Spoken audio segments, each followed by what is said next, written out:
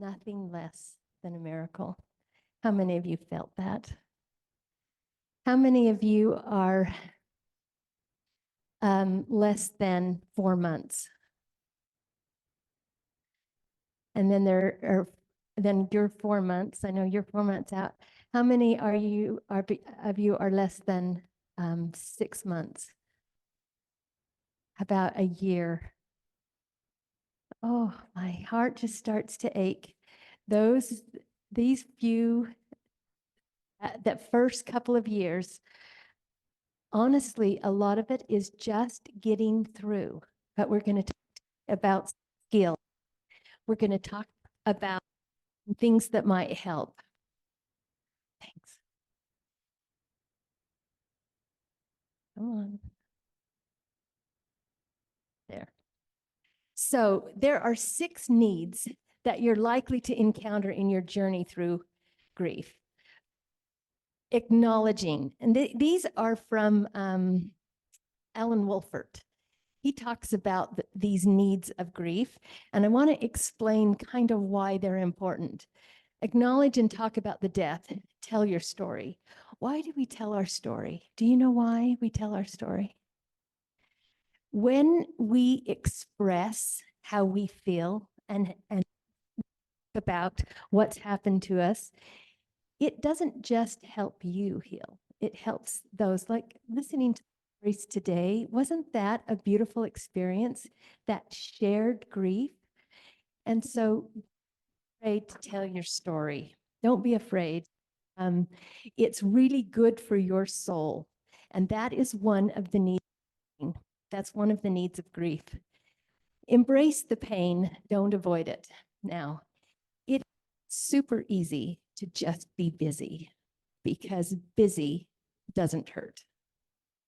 And so we go on vacation, we go volunteer somewhere, and that is good, but spend too much time avoiding your pain, you will not heal. Okay. Remember the person who died. So remembering them, finding a way to have an ongoing connection.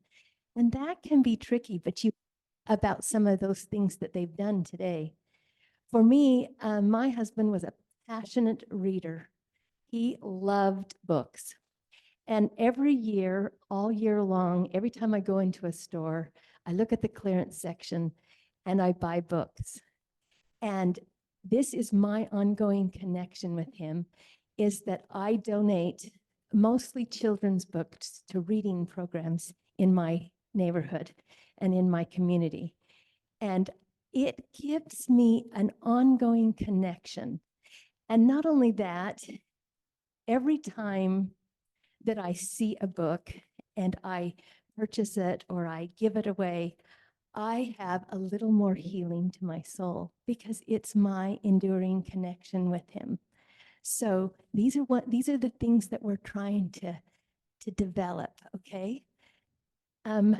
Remembering the person who died and developing an ongoing connection.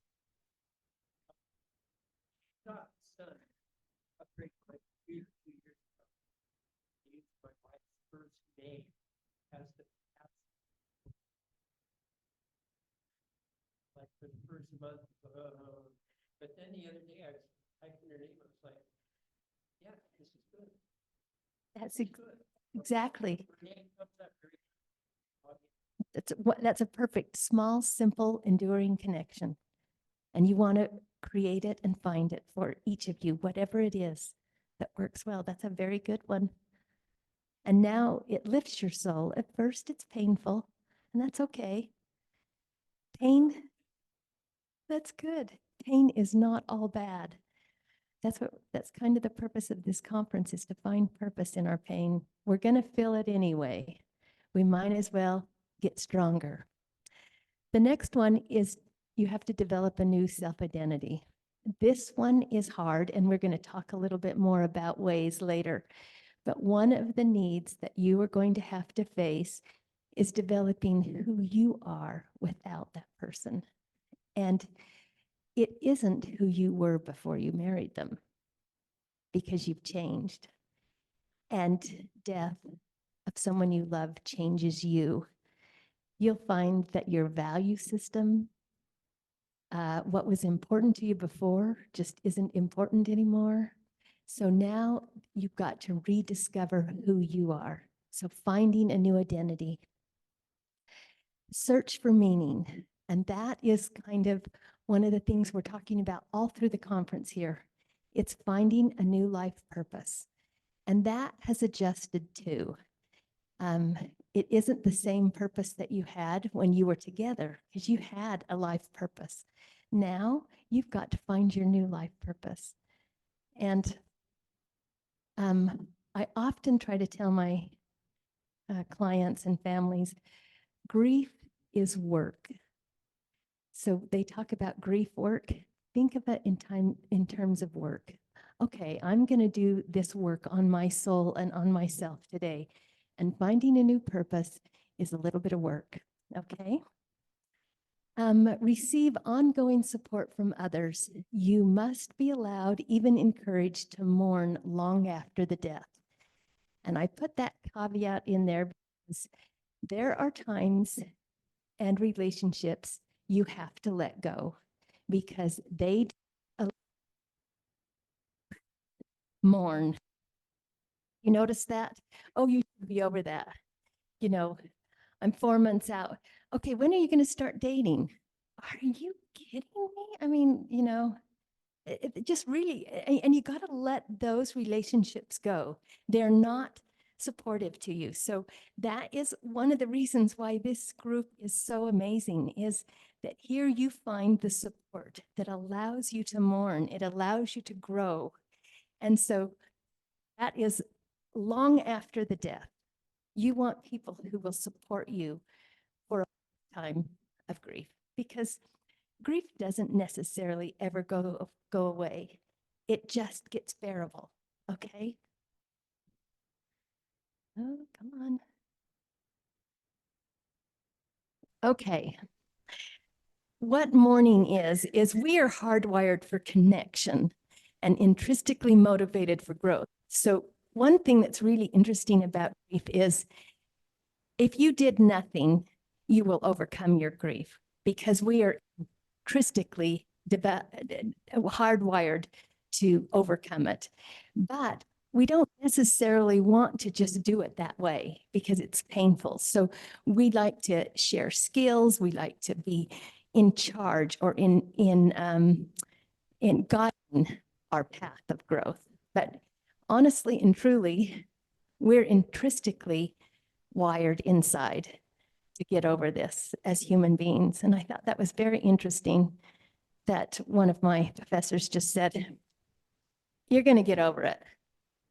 And because time and the human nature does it. But healing is not forgetting. Healing is when the death no longer controls you. You're living in a way that honors the loved one, finding meaningful moments that connects us with our loved ones. The way we grieve is unique, but everyone needs the arms of another. Touch soothes the nervous system. Why I bring this up is that is the one thing that is the hardest. Go weeks without being touched. You live alone, and I will sometimes go to and these big tall nephews, and they hug me super tight and I begin to cry. I don't know if this has ever happened to you, but I went to have a massage and all of a sudden started sobbing in the middle of it because I had not been touched. And so touch is important. And you notice how Sean hugs everyone? We like to hug here because touch is healing. And so I put that in there for all of us to remember that that is why we need touch, and touch is part of our healing process. So if you're not finding it, find someone who will just give you a hug, just a little bit of touch, or go get a massage. It's whatever way you can get it, get it. The loss, the person who died, our grief, they are all integrated into our lives. They profoundly change how we live and experience the world. So it's that integration that's painful. That they're so integrated that when you pull it apart, it leaves that hole, it leaves that gap. And these are the reasons why. With a little support, the intensity of your distress will lessen and your healing will evolve over time. So I want to talk about resilience because the one thing that is not fair about grief is that life just comes at you. You don't even have time to get over your grief before this and this. And, just life still just keeps coming at you. And so resilience, the ability to bounce back from stress of life, is not about avoiding stress, but learning to thrive within it. So I'm going to talk a little bit about some resilient skills. And the reason that I'm going to talk about it is because resilience comes from the word resilo, which means to bounce back. But we don't just bounce back, we thrive. A thriving individual comes out stronger, not despite the impediments, but because of them. Okay? It is not bend but do not break trait. Rather, resilience is accepting the fact that sometimes I am broken and continue to grow with the broken pieces. And that's kind of what I want to talk to you about a little bit, is that 10 years ago, my husband was an Air Force chaplain, and it was a mission call from the church, and we were sent to Wichita Falls, Texas. And after we had been there for a while, he was deployed to Bosnian peacekeeping mission. He was a flight line chaplain for the Bosnian peacekeeping mission. Whoops. And he came home from that broken and lived with a autonomic nervous system dysfunction for the next 17 years. And 3 years before he passed, that life was unbearable because everything in his life registered as pain. Like these lights would just affect him so that and rain on his skin was like needle pricks. And so life was this constant form of pain. And he lived with it for as long as he could stand it. And then in January of 2014, he took his life. And I had a daughter who was married, and I had a son in medical school. And I was broken. I kind of knew that he wouldn't be able to. We had this little code thing. His greatest desire was, he had a terminal illness. He was never going to get better. And he wanted to go to Sweden and be surrounded by his family and go. However, that didn't work out because he became disoriented so much of the time. So he had a few good hours in the middle of the day, and the rest of the time he was disoriented. And for him, that was really hard because he had a near photographic memory, and he had 2 masters and a doctoral degree. Opposites attract. And he was brilliant. And to not be able to use his mind was just devastating for him. And he really wanted to go to Sweden, but I traveled for a living. At the time, I was a regional manager with Whirlpool Appliances, and I was traveling from Alaska to Shreveport. I was on the road 9 out of every 12 weeks. I worried about leaving him at home because I knew he wasn't doing good. So I took him with me a lot, and my son would arrange to stay home with him and do rotations. And we were just trying to balance this life of his care and life. And he got disoriented one time, and he was taken to the hospital, and they put him in a mental hospital. And he spent about 9 days there. And he's smart enough that when he was cognizant, he got himself out, because they told me he'd be in there from 3 to 5 months. And he said, I'm never going back in there again. And 2 days later, he committed suicide. And I was just devastated and broken. And the worst part was in March, my children were leaving me. My son was doing an international rotation in Calcutta, India, and my daughter and her husband were going over there because for some reason, every year of their college, they decided they had to backpack across some countries, and they were backpacking across India and Thailand, and they were going to be gone for 6 weeks. And I was going to be left home alone at this really tender time in my life. And I was panicking about that. And my son said, well, buy a ticket and come backpack with us. And I go, this is not exactly my thing. I'm claustrophobic, and India is not exactly a good place for claustrophobic people. And so I couldn't stand the idea, so I left. I bought a ticket and I went with my children. And told my son, I said, I cannot go travel. I don't care if I see the Taj Mahal. I just don't, that was not, I didn't want to go touring. And he said, well, we don't go to tour, Mom. And he went a few weeks early and he calls me one night and he said, Mom, I want you to dye your hair black and I want you to wear native clothes and I want you to work in Mother Teresa's home for the destitute and dying, the slum schools and the baby houses. And he said, come do that. And that's what I did. And I'm going to tell you something I learned. I learned that I didn't know anything about suffering. I knew nothing about true suffering, true pain, because this is the home of a family of 5. And I put this picture on because I'm giving this boy some privacy because he's stark naked. But a family of 5 live on the sidewalk here in front of our hostel because we just stayed in hostels. And those children were so happy and so sweet. And let me explain to you how these slum schools work.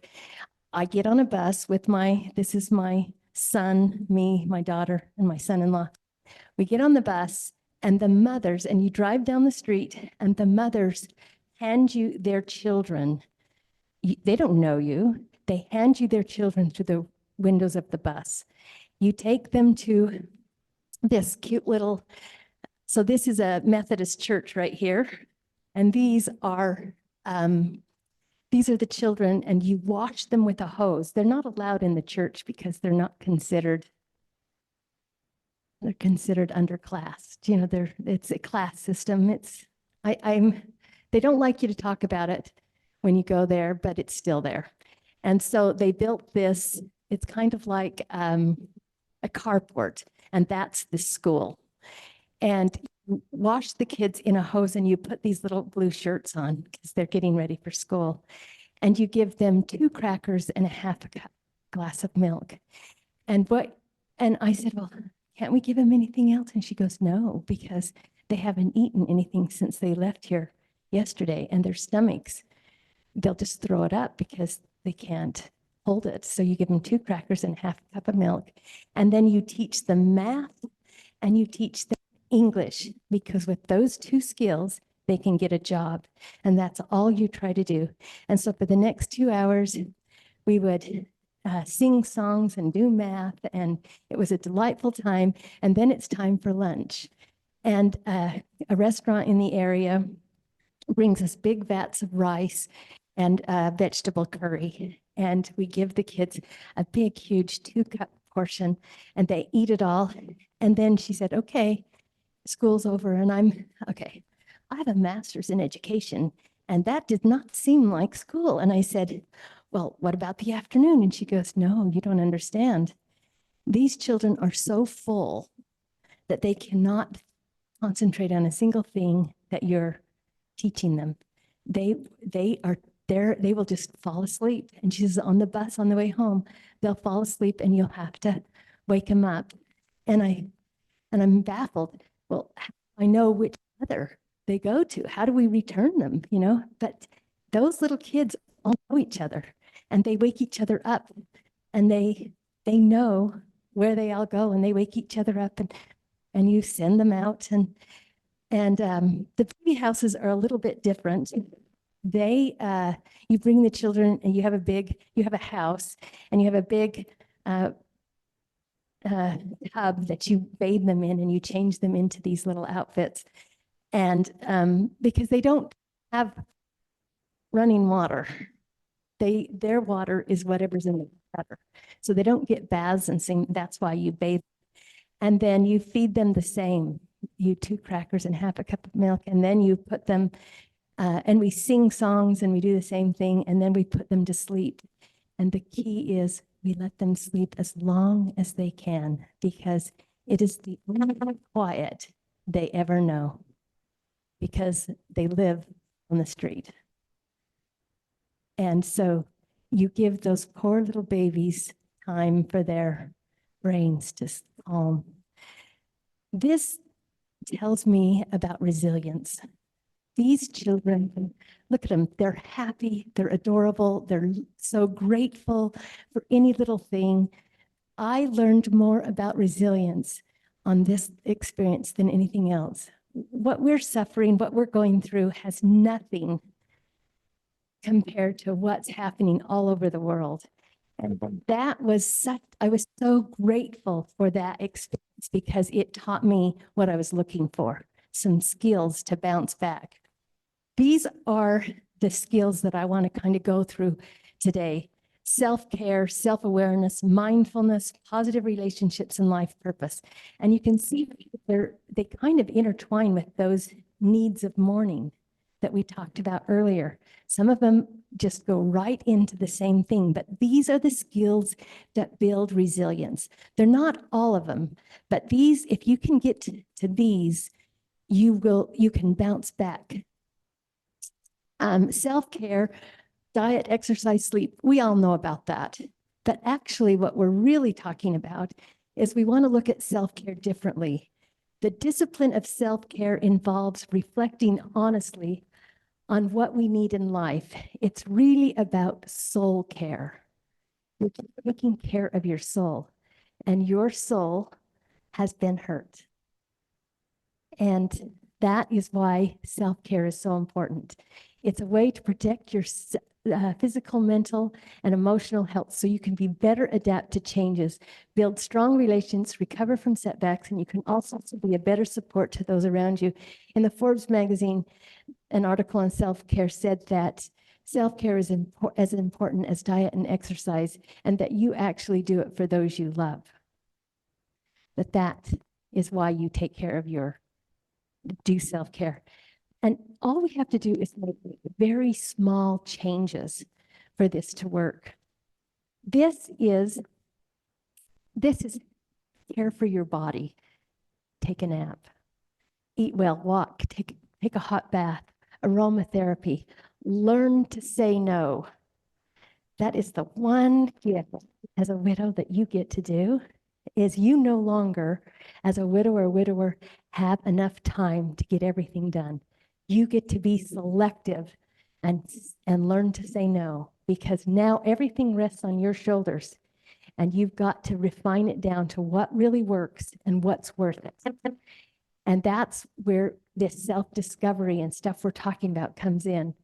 Healing, writing a journal. Now, when I was I took a suicide survivors class. And I came home one day to my daughter and I said, if they tell me to write in my journal one more time, I'm going to scream, because I hate writing in my journal. And so my daughter said, yes, but Mom, you love lists. And so that's what I did. I started writing it as lists. I started writing all my feelings as lists, like what I loved most, what I was afraid of. And what writing it down does is it frees your brain. You will keep all of those emotions and things inside of you.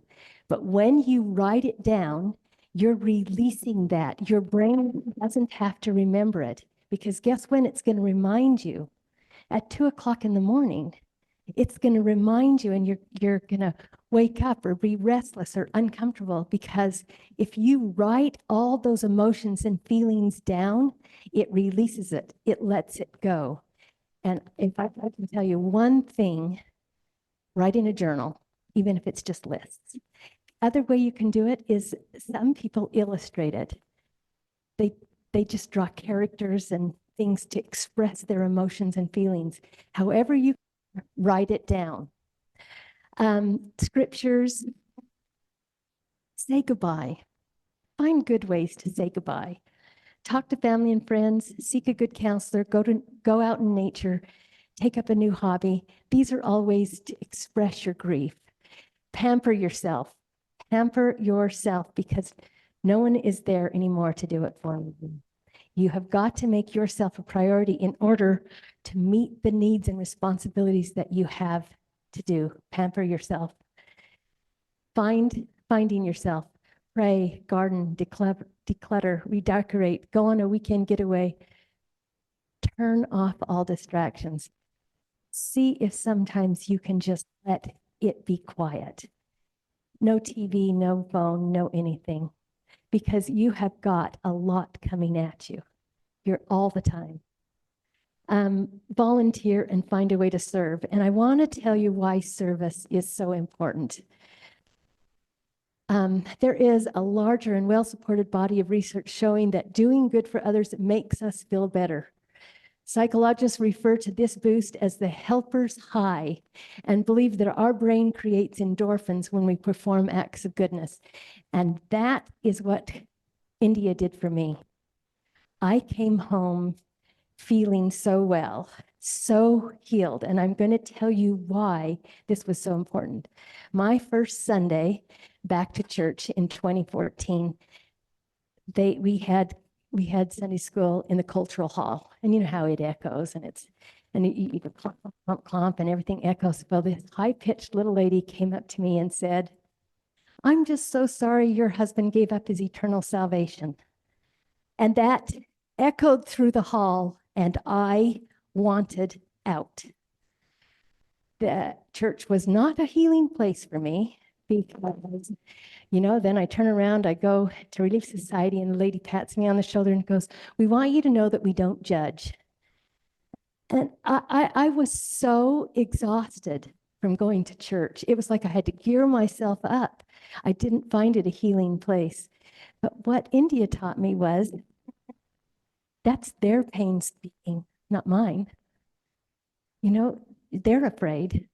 What I learned was that, and so now when they say, kind of rude, unthought through things, I say, "I am so sorry you're afraid, but God, I believe, doesn't have that theory, and I just put it back on them."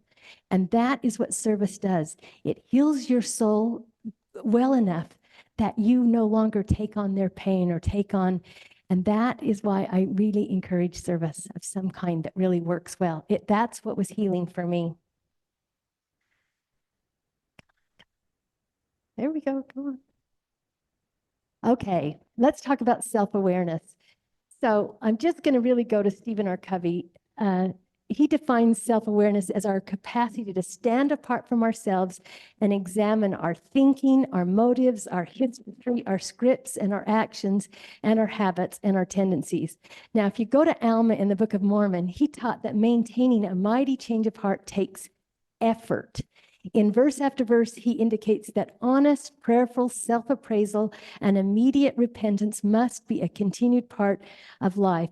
You do this by asking the kinds of searching questions to discover yourself. And that is kind of what self-awareness is all about, is self-discovery. Now, this is what you want to identify. You want to identify your talents, your personality, your core strengths, your core values. These have changed. Your passions, these have changed. All these things may have changed. So I did the Myers-Briggs. It's a free thing, I was an ESFJ. I am now an ISFJ. So I used to be an extrovert. After 10 years of widowhood, I am now more introverted. That scale has shifted over. I have changed. And that's okay, because now at first I could hardly be alone. You know, I was an extrovert. I needed to be around people to have my energy up.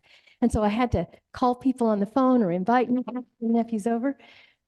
My body has adjusted, my personality's adjusted, and now I get energy from being by myself. And so this is why it's really important to find out what you are. Where do you get your energy? Energy is derived you're either an introvert or an extrovert, and you're somewhere on the scale. And you need to know that because you've got to give yourself, like, for my husband, he was a high introvert. And he used to say, for every hour at church, it takes 4 hours for me to recover. So you've got to know that about yourself, because if you're expending too much energy, you don't have the reserves. You do not have the resilience. And that's why getting to know yourself, finding a way. I cheated. I took a bunch of tests online to kind of identify my personality and my strengths and stuff. There's lots of ways. You can just plain ask your family and good friends and identify these things. This is kind of how you find out this is that new identity. That's the self-discovery. I don't know how, okay, I'm going to keep moving. The next one is we're going to talk about mindfulness and meditation. And the reason that this is a resilient skill is this. As we age, the frontal cortex of our brain, the gray matter in the frontal cortex of our brain thins. And it's just part of getting old. Mine's getting really thin. But the reason that that is hard is that when life comes at you, when things come at you, you do not have the reserves. That's the reserves in your brain. Let me show you if I have it. Brain scans from Harvard, UCLA show that regular practice of mindfulness meditation minimizes brain shrinkage and cognitive decline, and it builds a thicker neural tissue in the prefrontal cortex. Once beefed up, your gray matter sharpens attention, amps up your immune system, neutralizes reaction, and heightens compassion, automatically shifting you into calm, clarity, and centeredness. Do you see why that gray matter is so important? Learning to be mindful of our present moment and our triggers can allow us to purposefully pay attention and become more aware of our surroundings, our emotions, and our thoughts, and how our body feels. So that's 10 minutes a day. My husband was great at meditation, and I meditated every day with him, for him. After he died, I realized I really didn't know what I was doing. I just did it with him because he did better when we meditated. And so I had to learn to do it for myself, which I can't just sit there and focus on a spot like he could. My mind goes, and so I use an app, and there's free ones out on YouTube. Find something that works for you, start off slow, and then try to build up to about 10 minutes. And that will help to strengthen that frontal cortex of your brain, okay? That's why I feel like meditation is so important. I think I've got one more quote, if I can get there. Come on. Nope. There's one that David McKay said that meditation is a sacred space between you and God. And I thought I had put a quote in there about that. And so he was very big on meditation. And I thought that was very interesting. So now when I meditate, I think this is my sacred space between myself and God. So now let's talk about positive relationships. And it's not just all relationships. It's just the positive ones. Remember, this is a free time. We can let go of relationships that don't work for us. So I really like this one. One study found that perceptions of social support were responsible for 43% of a person's level of happiness. That's almost half. Almost half of your perception of happiness is on the social support that you have. Think about that. That's why building positive relationships is so important, because it helps you cope with the stressors that and maintain a sense of balance and well-being. It helps to buffer stressful experiences and provides us with feedback to change our views of life and experiences. Positive and supportive relationships will help us to feel healthier, happier, more satisfied with our lives. And one of the most profound experiences we can have in our lives is the connection we have with other human beings. So that's why that's another of those pillars of resilience, because when life is tough, you got to have a support system around you. And boy, I was so, when you are trying to work on a talk, you know how everything you hear reinforces what you've been studying. And today, those two lovely sisters get up and talk about their support. And what does Jenny do? She brings her support. That's what you want to build for yourself, okay? That is what we're talking about here, is cultivating a support network around you. I'm going to wait, okay. So this one is the last of the last of the 5 pillars, and that is finding your life purpose or finding your pain. And I absolutely love this quote. Happiness, soul deep happiness, has little to do with outward circumstances. It has everything to do with inner peace. And that inner peace comes when our lives are so in harmony with the Lord's that the Holy Spirit can heal our broken hearts and make us whole. And that's why finding your life purpose is so important, is that when you get in touch with it, then you feel peace. You find that your path forward and you begin to thrive. Okay? Now, I'm going to end with what I've learned. Love lasts a lifetime. There is no expiration date for love. So one said to me, asked me, well, how long will I grieve? And I said, well, how long will you love your husband? That's how long you'll grieve. Pain is part of love. Suffering is what our mind does with our grief. And anger is pain's bodyguard. So sometimes in our grief, we have moments of anger. I especially get angry with my husband when I'm trying to change the headlights and it's -5 in the garage and I have watched the YouTube video 30 times and I am so angry with him for leaving me in this situation. That's the pain I'm feeling. And that's a bodyguard. And so if you think of pain, of anger as a bodyguard to pain, that's why you get angry, it's kind of like a bodyguard. Loss of hope is temporary. Don't give death more power than it already has. So we always want to keep this core of hope. Hope is what keeps us moving forward. When we give up hope, then we give up everything. So always keep that hope. We do not need to be fixed. That I hate this about people feeling like they have to fix me because I'm broken. Yes, I'm broken, but I don't need to be fixed. I'm just great, just the way the Lord wants me right now. We don't have to recover from this. There's nothing to recover from. We want to move forward. You're not recovering. You're just moving forward. We are learning, we will learn to live with loss, okay? How long will I grieve? That's the one I was telling you about. However, the goal we're trying to get to is that we'll eventually grieve without pain. And this is what I wanted to kind of promise you, is that you're in that tender, very hard time. And one of the reasons why it's so tender is that your stress load is high. You have a high cortisol level because when you're stressed, your cortisol levels go up.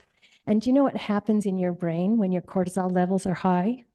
You produce a chemical called ATCH, and that causes 2 things. It causes brain fog and interruptions in your sleep patterns. Anybody experience that? That's why you feel like you can't think clearly. I thought I was getting early onset Alzheimer's, and they talked about widow's brain. It's a real, honest, to goodness fact. It's because that ATCH in your brain causes brain fog. And you also probably don't sleep as well as you used to sleep. Those two things can affect you over time. Now, one thing that studies have shown is that this reduces over time. You will absolutely, if you are anywhere near 4 to 6 months, I'm sorry, you have brain fog and you have it bad. And you're still in that pretty tough time.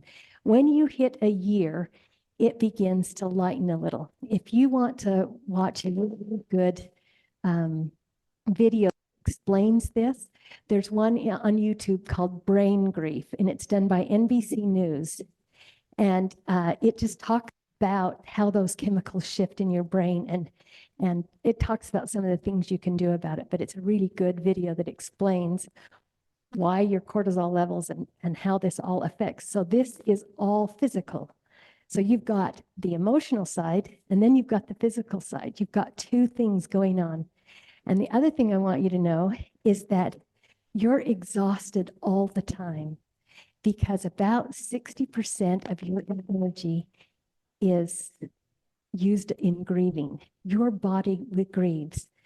And come around the year mark, all of a sudden you start feeling exhausted again. And this goes on. And because your body doesn't forget, it will remember. And your body grieves, your mind grieves, and your emotions. You've got all kinds of different kind of grieving going on. And that is why it's a little bit unstable, is that you just feel exhausted. You don't feel like you can think well, but you got more things than just the emotions going on. You've got actual physical, chemical things going on, and they get better over time. Okay. Healing is not forgetting. Healing is when death no longer controls you. Connection is living in a way that honors my loved one. So these are the things that I've learned. Connection, I feel, with my husband gets better over time. And now there's a sweetness that's there. The pain isn't always there.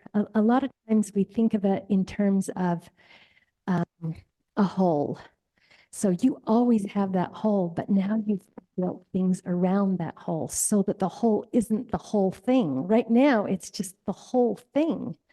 And that's all you can feel is the hole, but the hole will always be there, but you're going to build a new life around it, and you're going to get skills that help you. And then the other thing I want to kind of explain is if you were hiking in the mountains and you tripped and fell, and a good-sized wood went into your leg, what would you do? You'd pull it out and you'd bandage it. And when you got home, what would you do? Go. You would pull the Band-Aid off. If you're really smart, you would clean it out and you'd medicate, you'd put the Band-Aid back on. If you don't, and you just keep the Band-Aid on, top will heal, but inside what happens? It's the infection. Grief is like this. When you pull the Band-Aid off, when you do the work of grieving, you clean it out and you put medication, it heals from the inside out. And that's kind of how you want your grief to go. You want to heal from the inside out. I am sorry I've gone over. Thank you so much for coming and being with me today. You're in my prayers and thoughts, and we do this for you. So thank you.